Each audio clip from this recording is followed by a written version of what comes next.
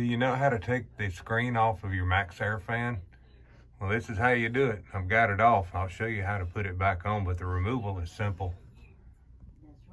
The removal is these right here. They actually turn 180 degrees. How about that? They're kind of tight. Might hurt your fingers if you're trying to do it, but if you take a pair of needle nose pliers or regular pliers, you can just grab a hold of them. Pretty easy to turn, so you probably won't mar them, but it gives you access to clean the fan. So I'm about to clean the fan, just clean the filter, but thought I'd stop and tell you guys how to do it because I was having a hard time figuring it out. It's not real obvious how that works. I tried to pull them down, push them. Anyway, finally figured out you turn them 180 degrees. That's the way you do it.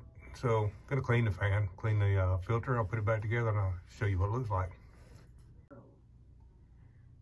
Okay, so I've cleaned it up.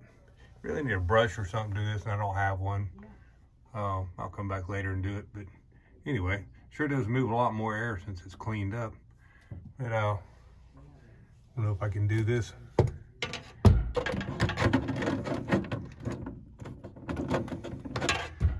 Yeah, I think we did. Anyway, so let me put the screen back on and I'll show you how it looks when it's done. Okay, and this is back on. Now, like I said, these little clips, they just turn around 180 degrees. There's 4 of them. So just loosen them up, take it down, you can clean it, you can clean the fans. Pretty easy. Anyway, it was hard for me to figure it out, so I thought maybe this would help somebody else.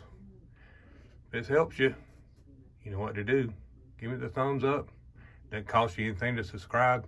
Think about subscribing. All right, till next time.